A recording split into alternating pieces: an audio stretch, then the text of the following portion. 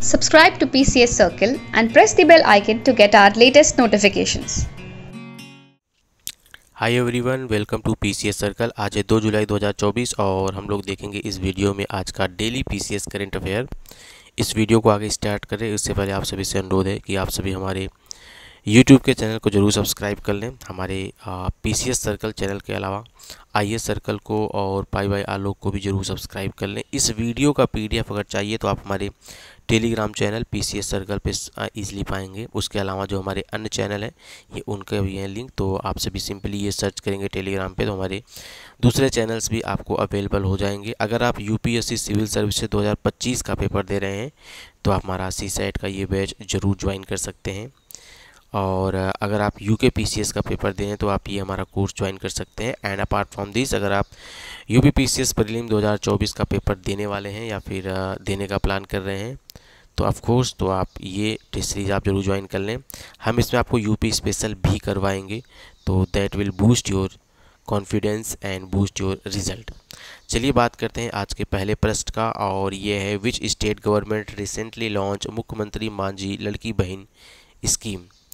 हाल ही में किस राज्य सरकार ने मुख्यमंत्री मांझी लड़की बहन योजना की शुरुआत की है। 4 ऑप्शन है एज यूजुअल। जो हमारा सही ऑप्शन है वो है ए, यानी कि महाराष्ट्र ने मुख्यमंत्री मांझी लड़की बहन का स्कीम का मतलब इस स्कीम को उन्होंने किया है लॉन्च। इसमें सबसे खास बात यह है कि अगर आपकी एज होनी चाहिए 21 से लेकर 60 साल इस स्कीम के लिए। दूसरा, जितने भी गर्ल्स हैं जो कि अनएम्प्लॉयड हैं उनको फ्री एजुकेशन दिया जाएगा, ठीक है।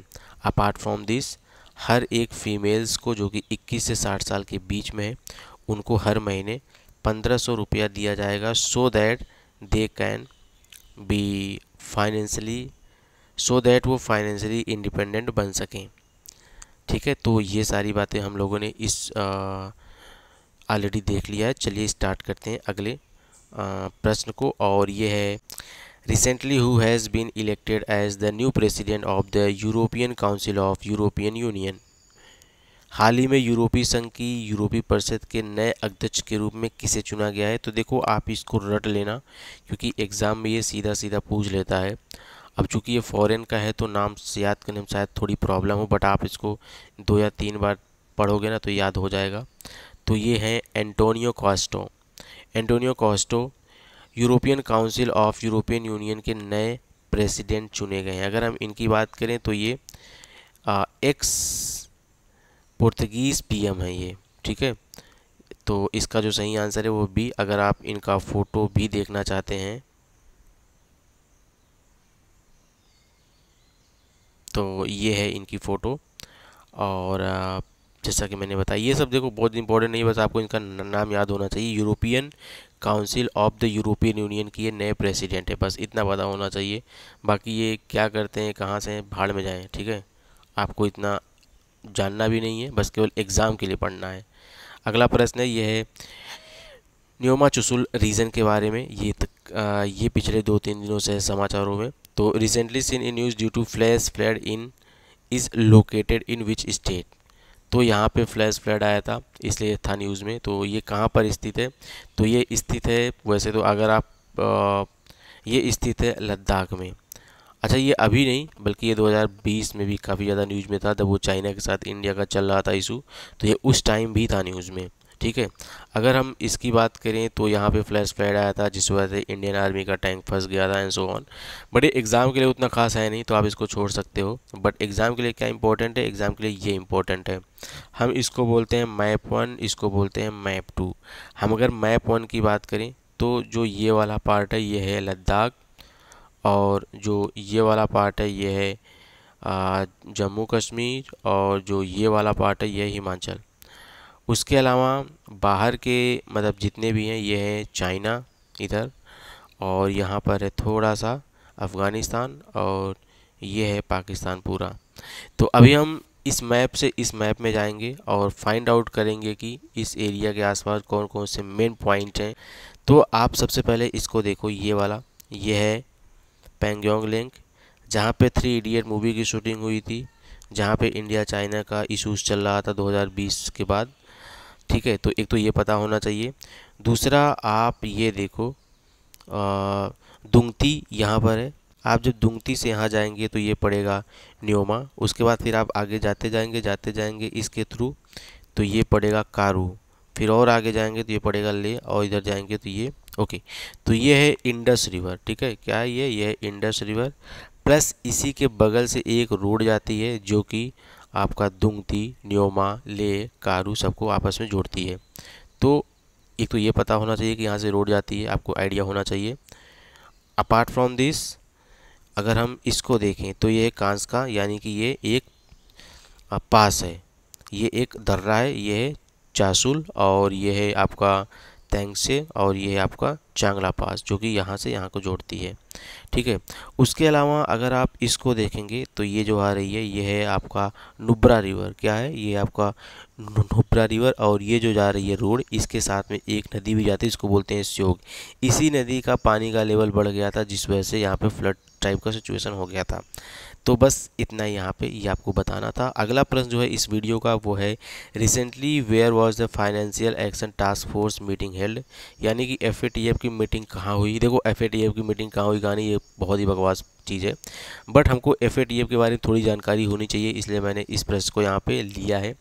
तो अगर हम इसकी बात करें तो ये सब आप कुछ खास है नहीं, इसको छोड़ो, और इनफैक्ट आप इसको भी छोड़ो। ये देखो FATF की दो लिस्ट होती है, ब्लैक लिस्ट होती है जिसमें पूरी तरह से किसी भी कंट्री को ब्लैक कर देते हैं, और ग्रे लिस्ट होती है मतलब कि ये है कि भैया तुम्हारे लिए चेतावनी है, अब तुम समझ जाओ, ठीक है। तो FATF के बारे में थोड़ी जानकारी होनी चाहिए।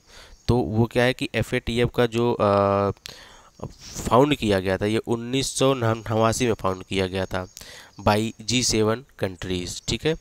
इतना तो पता होना चाहिए। दूसरा ये है कि 2001 में जो ये टेररिज्म फाइनेंसिंग होती है उसको भी जोड़ दिया गया था आफ्टर 26/11 नहीं आफ्टर 9/11, ठीक है। तो जब USA का 9/11 हुआ था उसके बाद इसको भी इसमें जोड़ दिया गया था। तो बस इतना पता होना चाहिए। बाकी ब्लैक लिस्ट में पाकिस्तान था, अब पाकिस्तान ब्लैक लिस्ट से हट गया है। अगला प्रश्न है इस वीडियो का वो है who has taken charge as first women chief secretary of Maharashtra. Maharashtra की पहली महिला मुख्य सचिव के रूप में किसने कार्यभार संभाला है। तो देखो अगर आप महाराष्ट्र का पेपर दे रहे हैं, यानी कि MPSC का पेपर दे रहे हैं या महाराष्ट्र के अन्य पेपर दे रहे हैं, तो आपके लिए बहुत ज़रूरी है इसके बारे में जानना। तो इनका नाम है सुजाता सैनिक, ठीक है। और अगर इनकी बात करें तो ये IPS ऑफिसर रह चुकी हैं, ये वरिष्ठ IPS ऑफिसर रह चुकी हैं, और ये IS 1987 बैच की थी, बट ये इतना ज़रूरी नहीं। बट ये है कि पहली women chief secretary of Maharashtra कौन है, वो है सुजाता सैनिक। अगर आप MPPSC का पेपर दे रहे हैं तो ये आपको जानना ही चाहिए। बाकी अन्य स्टेट के लोग इसको इग्नोर कर सकते हैं, उनके लिए इतना खास इम्पोर्टेंट नहीं है। और इस वीडियो का जो नेक्स्ट प्रश्न है वो है मिनामी तोरिशिमा आइलैंड के बारे में कि ये कहाँ पर स्थित है। एक सेकंड, ये तो मारकर चल गया। ओके, मिनामी तोशिमा आइलैंड के बारे में कहाँ पर स्थित है, यानी कि किस देश में स्थित है। तो ये स्थित, अच्छा एक बार आप सभी इसका नाम अच्छे से देख लें, मिनामी तारोशिमा द्वीप। इससे आपको क्या समझ में आ रहा है कि या तो ये कोरियाई देश है, या तो ये जापानी देश हो सकता है, या फिर चाइना का हो सकता है। फ्रांस का तो बिल्कुल नहीं होगा। तो you can remove some option from this, ठीक है। अब इसके बारे में तो आपको जानकारी होनी चाहिए, तो वो देश है आपका जापान, यानी कि इस प्रश्न का सही आंसर है वो है C। हम अगर इसकी बात करें तो देखो इसके बारे में ऐसे कुछ बोलने का कोई सेंस नहीं बनता जब तक हम इसको मैप में ना देख लें। अगर आप इसको मैप में देख लेंगे तो आपको ईजिली याद हो जाएगा ये, ठीक है। तो चलिए देखते हैं मैप में। तो ये है आपका जापान, ये वाला पूरा हिस्सा यहाँ तक का है जापान। यहाँ पर ये जो आइलैंड है मिनामी तोशिमा, ये जापान का ही पार्ट है, और ये पैसिफिक ओशन पड़ता है। ऑफ कोर्स आपको आइडिया होगा कि जापान पैसिफिक ओशन में है। यहाँ पर ये है ताइवान, और यहाँ पर ये है साउथ कोरिया, ये है नॉर्थ कोरिया जो कि रूस के साथ नॉर्थ कोरिया का बॉर्डर है बिल्कुल थोड़ा सा। तो मैपिंग आपका स्ट्रॉन्ग होना चाहिए, कहने का मतलब ये है। अच्छा एक चीज़ और ये है कि IAS सर्कल का जो हमारा यूट्यूब चैनल है, हम उस पर स्टार्ट कर रहे हैं प्रीलिम्स कैप्सूल, हम जिसमें करंट अफेयर UPSC के पॉइंट ऑफ व्यू से देखेंगे।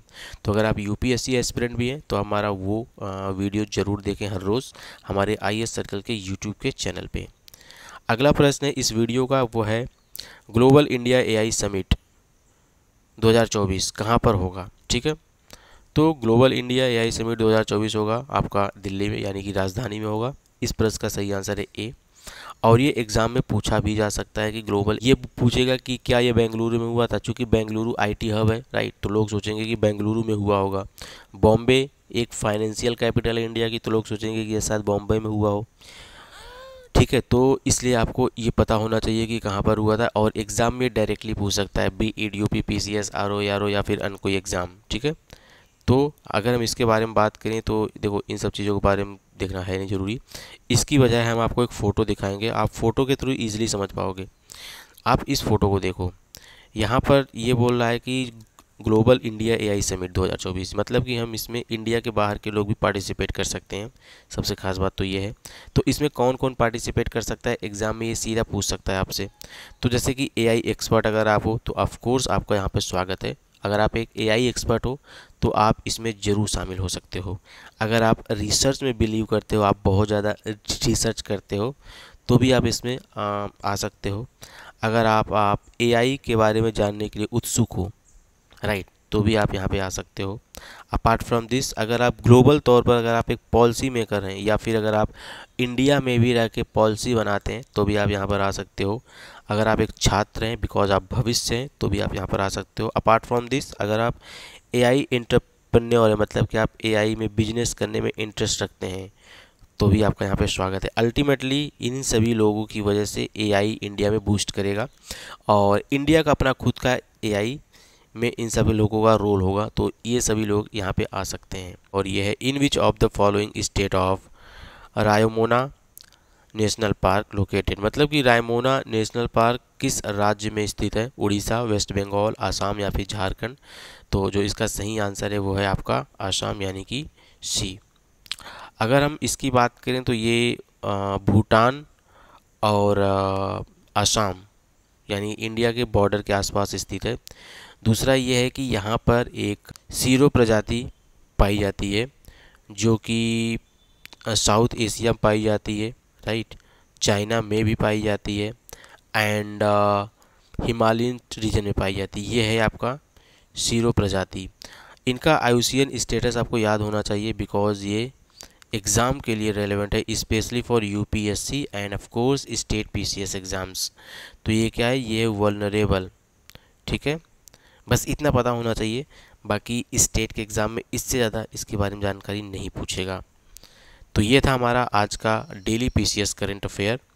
जैसे जैसे टाइम बढ़ेगा हम इसको और ही ज़्यादा इन डेप्थ करेंगे, ठीक है। तो अभी चूंकि ये स्टार्टिंग के 1-2 वीडियो हैं, तो इसलिए इसको हम बहुत ही सिंपल रख रहे हैं, सो दैट आप सभी भी इस वीडियो सीरीज़ से कंफर्टेबल हो जाएं।